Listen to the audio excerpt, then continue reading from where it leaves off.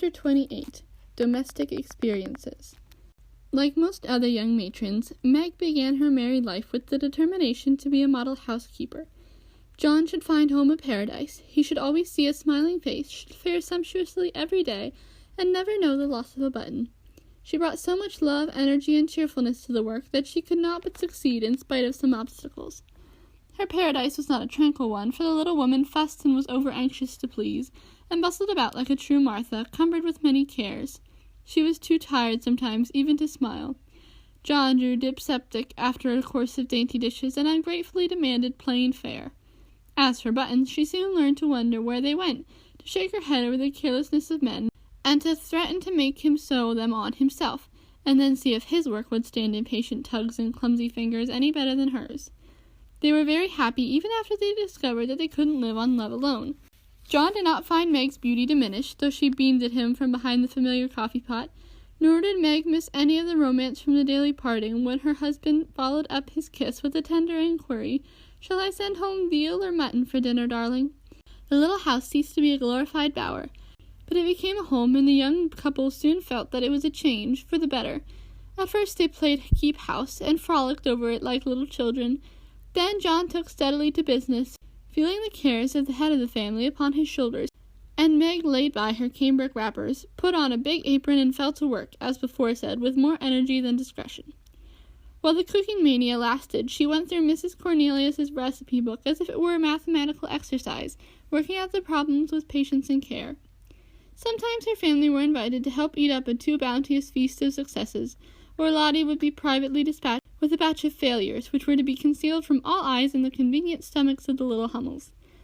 An evening with John over the account books usually produced a temporary lull in the culinary enthusiasm, and a frugal fit would ensue, during which the poor man was put through a course of bread pudding, hash, and warmed-over coffee, which tried his soul, although he bore it with praiseworthy fortitude. Before the golden mean was found, however, Meg added to her domestic possessions what young couples seldom get on long without, a family jar. Fired with a housewifely wish to see her storeroom stocked with homemade preserves, she undertook to put up her own currant jelly. John was requested to order home a dozen or so of little pots, and an extra quantity of sugar, for their own currants were ripe, and were to be attended to at once. As John firmly believed that my wife was equal to anything, and took a natural pride in her skill, he resolved that she should be gratified, and their only crop of fruit laid by in a most pleasing form for winter use. Home came 4 dozen delightful little pots, half a barrel of sugar, and a small boy to pick the currants for her. With her pretty hair tucked into a little cap, arms bare to the elbow, and a checked apron which had a coquettish look in spite of the bib, the young housewife fell to work, feeling no doubts about her success, for hadn't she seen Hannah do it hundreds of times? The array of pots rather amazed her at first, but John was so fond of jelly, and the nice little jars would look so well on the top shelf, that Meg resolved to fill them all, and spent a long day picking, boiling, straining, and fussing over her jelly. She did her best. She asked advice of Mrs. Cornelius. She racked her brain to remember what Hannah did that she had left undone. She reboiled, resugared, and restrained, but that dreadful stuff wouldn't gel. She longed to run home, bib and all, and asked Mother to lend a hand, but John and she had agreed that they would never annoy anyone with their private worries, experiments, or quarrels. They had laughed over that last word as if the idea it suggested was a most preposterous one, but they had held to their resolve, and whenever they could get on without help they did so, and no one interfered, for Mrs. March had advised the plan. So Meg wrestled alone with her refractory sweetmeats all that hot summer day, and at 5 o'clock sat down in her topsy-turvy kitchen, wrung her bedaubed hands, lifted up her voice, and wept. Now, in the first flush of the new life, she had often said, "My husband shall always feel free to bring a friend home whenever he likes. I shall always be prepared. There shall be no flurry, no scolding, no discomfort, but a neat house, a cheerful wife, and a good dinner. John, dear, never stop to ask my leave. Invite whom you please, and be sure of a welcome from me." How charming that was, to be sure! John quite glowed with pride to hear her say it, and felt what a blessed thing it was to have a superior wife.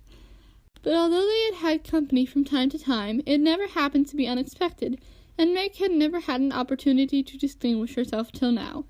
It always happens so in this vale of tears. There is an inevitability about such things which we can only wonder at, deplore, and bear as best we can. If John had not forgotten all about the jelly, it really would have been unpardonable in him to choose that day, of all the days in the year, to bring a friend home to dinner unexpectedly. Congratulating himself that a handsome repast had been ordered that morning, feeling sure that it would be ready to the minute, indulging in pleasant anticipations of the charming effect it would produce, when his pretty wife came running out to meet him, he escorted his friend to his mansion with the irrepressible satisfaction of a young host and husband. It is a world of disappointments, as John discovered when he reached the Dovecote. The front door usually stood hospitably open. That was not only shut, but locked, and yesterday's mud still adorned the steps. The parlor windows were closed and curtained. No picture of the pretty wife sewing on the piazza in white, with a distracting little bow in her hair, or a bright-eyed hostess smiling a shy welcome as she greeted her guest. Nothing of the sort, for not a soul appeared but a sanguinary-looking boy asleep under the currant bushes. "Step into the garden, Scott, while I look up Mrs. Brooke," said John, alarmed at the silence and solitude. Round the house he hurried, led by a pungent smell of burnt sugar, and Mr. Scott strolled after him with a queer look on his face. He paused discreetly at a distance when Brooke disappeared, but he could both see and hear, and being a bachelor, enjoyed the prospect mightily. In the kitchen reigned confusion and despair. One edition of jelly was trickled from pot to pot, another lay upon the floor, and a third was burning gaily on the stove. Lottie, with Teutonic film, was calmly eating bread and currant wine, for the jelly was still in a hopelessly liquid state, while Mrs. Brooke, with her apron over her head, sat sobbing dismally. "My dearest girl, what is the matter?" cried John, rushing in with awful visions of scalded hands, sudden news of affliction, and secret consternation at the thought of the guest in the garden. "Oh, John, I am so tired and hot and cross and worried. I've been at it till I'm all worn out. Do come and help me, or I shall die." And the exhausted housewife cast herself upon his breast, giving him a sweet welcome in every sense of the word, for her pinafore had been baptized at the same time as the floor. "What worries you, dear? Has anything dreadful happened?" asked the anxious John, tenderly kissing the crown of the little cap, which was all askew. "Yes," sobbed Meg despairingly. "Tell me quick, then. Don't cry. I can bear anything better than that. Out with it, love." The jelly won't gel, and I don't know what to do." John Brooke laughed then as he never dared to laugh afterward, and the derisive Scott smiled involuntarily as he heard the hearty peal, which put the finishing stroke to poor Meg's woe. "Is that all? Fling it out the window and don't bother any more about it. I'll buy you quarts if you want it, but for heaven's sake don't have hysterics, for I brought Jack Scott home to dinner, and—" John got no further, for Meg cast him off and clasped her hands with a tragic gesture as she fell into a chair, exclaiming in a tone of mingled indignation, reproach, and dismay, "A man to dinner and everything in a mess? John Brooke, how could you do such a thing?" "Hush, he's in the garden. I forgot the confounded jelly, but it can't be helped now," said John, surveying the prospect with an anxious eye. "You ought to have sent word or told me this morning, and you ought to have remembered how busy I was," continued Meg petulantly, for even turtle doves will peck when ruffled. "I didn't know it this morning, and there was no time to send word, for I met him on the way out. I never thought of asking leave, when you have always told me to do as I liked." "I never tried it before, and hang me if I ever do it again," added John with an aggrieved air. "I should hope not. Take him away at once. I can't see him, and there isn't any dinner." "Well, I like that. Where's the beef and vegetables I sent home, and the pudding you promised?" cried John, rushing to the larder. "I hadn't time to cook anything. I meant to dine at Mother's. I'm sorry, but I was so busy," and Meg's tears began again. John was a mild man, but he was human, and after a long day's work, to come home tired, hungry, and hopeful, to find a chaotic house, an empty table, and a cross wife, was not exactly conducive to repose of mind or manner. He restrained himself, however, and the little squall would have blown over but for one unlucky word. "It's a scrape, I acknowledge, but if you will lend a hand we'll pull through, and have a good time yet. Don't cry, dear, but just exert yourself a little, and knock us up something to eat. We're both as hungry as hunters, so we shan't mind what it is. Give us the cold meat and bread and cheese. We won't ask for jelly." He meant it for a good-natured joke, but that one word sealed his fate. Meg thought it was too cruel to hint about her sad failure, and the last atom of patience vanished as she spoke. "You must get yourself out of the scrape as you can. I'm too used up to exert myself for anyone. It's like a man to propose bone and vulgar bread and cheese for company. I won't have anything of the sort in my house. Take that Scott up to Mother's and tell him I'm away, sick, dead, anything. I won't see him, and you two can laugh at me and my jelly as much as you like. You won't have anything else here." And having delivered her defiance all in one breath, Meg cast away her pinafore and precipitately left the room to bemoan herself in her own room. What those two creatures did in her absence she never knew, but Mr. Scott was not taken up to Mother's, and when Meg descended, after they strolled away together, she found traces of a promiscuous lunch, which filled her with horror. Lottie reported that they had eaten much and greatly laughed, and the master bid her throw away all the sweet stuff and hide the pots. Meg longed to go and tell Mother, but a sense of shame at her own shortcomings, of loyalty to John, who might be cruel but nobody should show it, restrained her, and after a summary clearing up, she dressed herself prettily, and sat down to wait for John to come and be forgiven. Unfortunately, John didn't come, not seeing the matter in that light. He had carried it off as a good joke with Scott, excused his little wife as well as he could, and played the host so hospitably that his friend enjoyed the impromptu dinner and promised to come again. But John was angry, though he did not show it. He felt that Meg had got him into a scrape and then deserted him in his hour of need. It wasn't fair to tell a man to bring folks home any time with perfect freedom, and when he took you at your word, to flare up and blame him, and leave him in the lurch to be laughed at or pitied. No, by George, it wasn't, and Meg must know it. He had fumed inwardly during the feast, but when the flurry was over and he strolled home after seeing Scott off, a milder mood came over him. Poor little thing, it was hard on her when she tried so heartily to please me. She was wrong, of course, but then she was young. I must be patient and teach her. He hoped she had not gone home. He hated gossip and interference.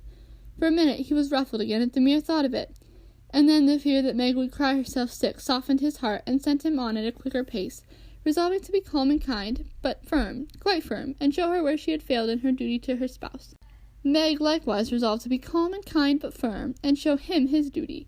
She longed to run and meet him and beg pardon, and be kissed and comforted as she was sure of being, but of course she did nothing of the sort, and when she saw John coming, began to hum quite naturally as she rocked and sewed like a lady of leisure in her best parlor. John was a little disappointed not to find the tender Niobe, but feeling that his dignity demanded the first apology, he made none, only came leisurely in, and laid himself upon the sofa, with a singularly relevant remark. "We are going to have a new moon, my dear." "I've no objection," was Meg's equally soothing remark. A few other topics of general interest were introduced by Mr. Brooke and wet-blanketed by Mrs. Brooke, and conversation languished. John went to one window, unfolded his paper, and wrapped himself in it, figuratively speaking.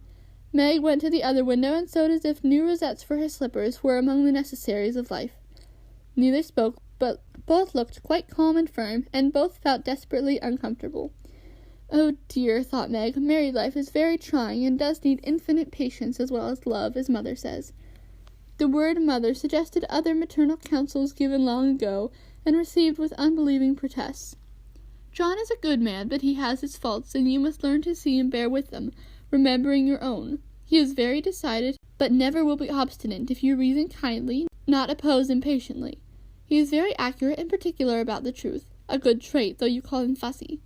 Never deceive him by look or word, Meg, and he will give you the confidence you observe, the support you need. He has a temper not like ours, one flash and then all over, but the white, still anger that is seldom stirred, but once kindled is hard to quench. Be careful, very careful, not to wake this anger against yourself, for peace and happiness depend on keeping his respect.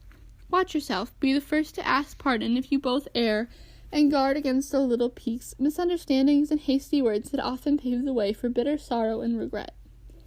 These words came back to Meg as she sat sewing in the sunset, especially the last. This was the first serious disagreement. Her own hasty speeches sounded both silly and unkind as she recalled them. Her own anger looked childish now, and the thoughts of poor John coming home to such a scene quite melted her heart. She glanced at him with tears in her eyes, but he did not see them. She put down her work and got up, thinking, "I will be the first to say forgive me."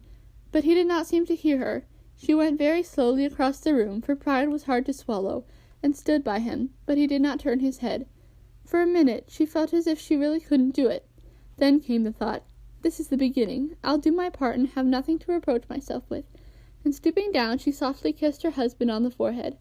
Of course that settled it. The penitent kiss was better than a world of words, and John had her on his knee in a minute, saying tenderly, "It was too bad to laugh at the poor little jelly-pots. Forgive me, dear, I never will again." But he did, oh bless you, yes, hundreds of times, and so did Meg, both declaring that it was the sweetest jelly they had ever made, for family peace was preserved in that little family jar. After this, Meg had Mr. Scott to dinner by special invitation, and served him up a pleasant feast without a cooked wife for the first course, on which occasion she was so gay and gracious, and made everything go off so charmingly that Mr. Scott told John he was a happy fellow, and shook his head over the hardships of bachelorhood all the way home. In the autumn, new trials and experiences came to Meg. Sally Moffat renewed her friendship, was always running out for a dish of gossip at the little house, or inviting that poor dear to come in and spend the day at the big house. It was pleasant, for in dull weather Meg often felt lonely. All were busy at home, John absent till night, and nothing to do but sew or read or potter about. So it naturally fell out that Meg got into the way of gadding and gossiping with her friend. Seeing Sally's pretty things made her long for such, and pity herself, because she had not got them. Sally was very kind, and often offered her the coveted trifles, but Meg declined them, knowing that John wouldn't like it, and then this foolish little woman went and did what John disliked infinitely worse. She knew her husband's income, and she loved to feel that he trusted her, not only with his happiness, but what some men seem to value more, his money. She knew where it was free to take what she liked, and all he asked was that she should keep account of every penny, pay bills once a month, and remember that she was a poor man's wife. Till now she had done well, been prudent and exact, kept her little account books neatly, and showed them to him monthly without fear.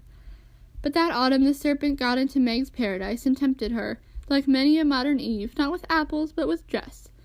Meg didn't like to be pitied and made to feel poor. It irritated her, but she was ashamed to confess it, and now and then she tried to console herself by buying something pretty, so that Sally needn't think she had to scrimp. She always felt wicked after it, for the pretty things were seldom necessaries, but then they cost so little, it wasn't worth worrying about, so the trifles increased unconsciously, and in the shopping excursion she was no longer a passive looker-on. But the trifles cost more than one would imagine.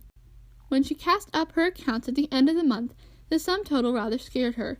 John was busy that month and left the bills to her.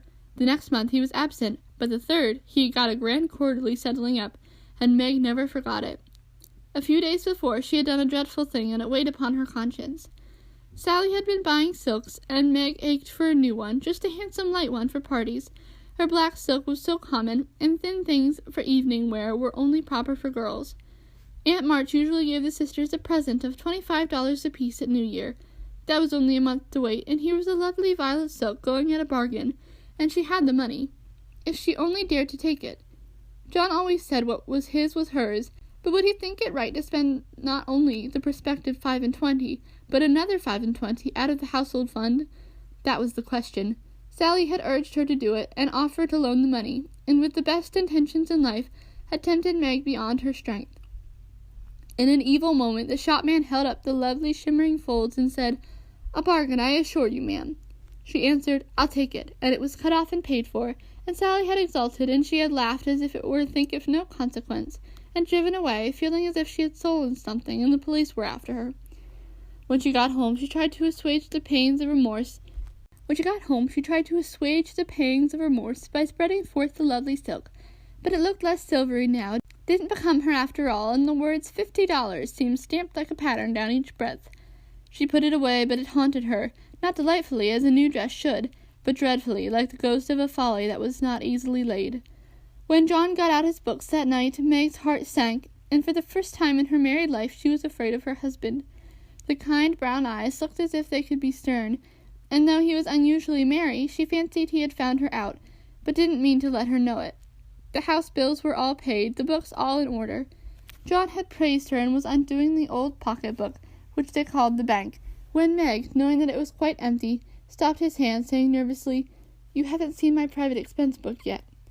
John never asked to see it, but she always insisted on his doing so, and used to enjoy his masculine amazement at the queer things women wanted, and made him guess what piping was, demand fiercely the meaning of a hug-me-tight, or wonder how a little thing composed of 3 rosebuds, a bit of velvet, and a pair of strings could possibly be a bonnet, and cost $5 or $6. That night he looked as if he would like the fun of quizzing her figures, and pretended to be horrified at her extravagance, as he often did, being particularly proud of his prudent wife. The little book was brought slowly out and laid before him. Meg got behind his chair under pretense of smoothing the wrinkles out of his tired forehead, and standing there, she said, with her panic increasing with every word, "John, dear, I'm ashamed to show you my book, for I've been really dreadfully extravagant lately. I go about so much I must have things, you know, and Sally advised my getting it, so I did, and my New Year's money will partly pay for it, but I was so sorry after I'd done it, for I knew you'd think it wrong in me." John laughed and drew her round beside him, saying good-humoredly, "Don't go and hide. I won't beat you if you have got a pair of killing boots. I'm rather proud of my wife, sweet, and don't mind if she does pay $8 or $9 for her boots if they are good ones." That had been one of her last trifles, and John's eye had fallen on it as he spoke. "Oh, what will he say when he comes to that awful $50, thought Meg, with a shiver. "It's worse than boots. It's a silk dress," she said, with the calmness of desperation, for she wanted the worst over. "Well, dear, what's the total, as Mr. Mantalini says?" That didn't sound like John, and she knew he was looking up at her with the straightforward look that she had always been ready to meet and answer with one as frank till now. She turned the page in her head at the same time, pointing to the sum which would have been bad enough without the 50, but which was appalling to her with that added. For a minute the room was very still, then John said slowly, but she could feel it cost him an effort to express no displeasure, "Well, I don't know that 50 is much for a dress, with all the furbelows and quinny dingles you have to finish it off these days." "It isn't made or trimmed," sighed Meg faintly, for a sudden recollection of the cost still to be incurred quite overwhelmed her. 25 yards of silk seems a good deal to cover one small woman, but I've no doubt my wife will look as fine as Ned Moffat's when she gets it on," said John dryly. "I know you are angry, John, but I can't help it. I don't mean to waste your money, and I didn't think those little things would count up so. I can't resist them when I see Sally buying all she wants and pitying me because I don't. I try to be contented, but it is hard, and I'm tired of being poor." The last words were spoken so low she thought he did not hear them, but he did, and they wounded him deeply, for he had denied himself many pleasures for Meg's sake. She could have bitten her tongue out the minute she had said it, for John pushed the books away and got up, saying, with a little quiver in his voice, "I was afraid of this. I do my best, Meg." If he had scolded her or even shaken her, it would not have broken her heart like those few words. She ran to him and held him close, crying with repentant tears. "Oh, John, my dear, kind, hard-working boy, I didn't mean it. It was so wicked, so untrue and ungrateful. How could I say it? Oh, how could I say it?" He was very kind, forgave her readily, and did not utter one reproach, but Meg knew that she had done and said a thing which would not be forgotten soon, although he might never allude to it again. She had promised to love him for better or for worse, and then she, his wife, had reproached him with his poverty, after spending his earnings recklessly.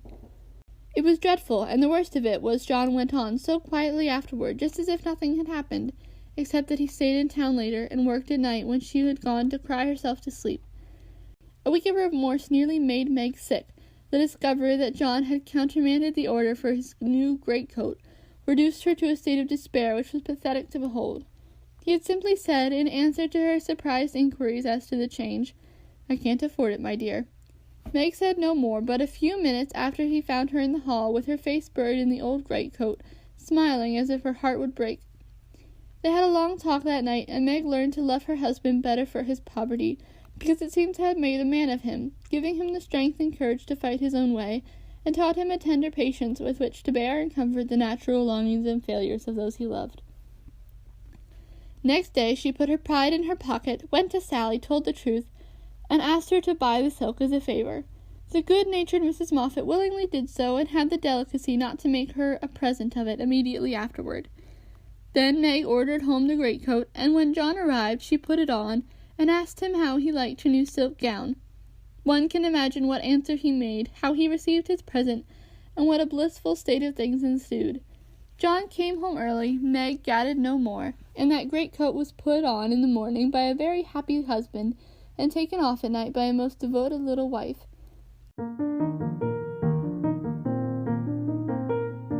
So the year rolled round, and at midsummer there came to Meg a new experience, the deepest and tenderest of a woman's life.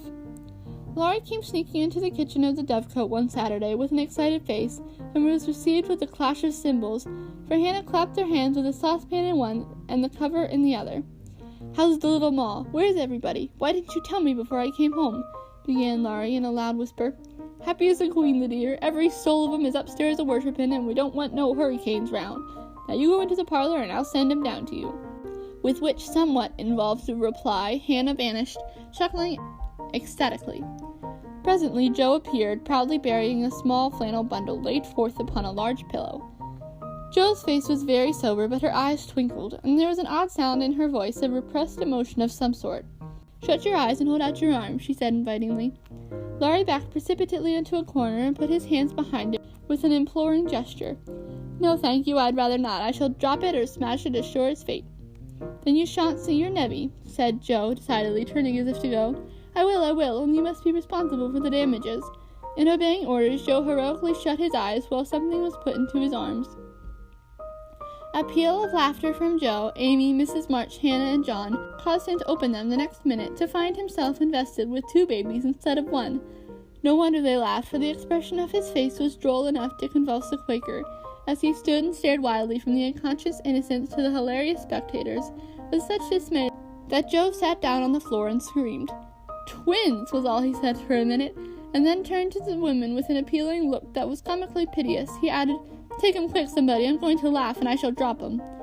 John rescued his babies and marched up and down with one on each arm, as if already initiated into the mysteries of baby tending, while Laurie laughed till the tears ran down his cheeks. It's the best joke of the season, isn't it? I wouldn't have you told, for I set my heart on surprising you, and I flatter myself I've done it, said Joe, when she got her breath.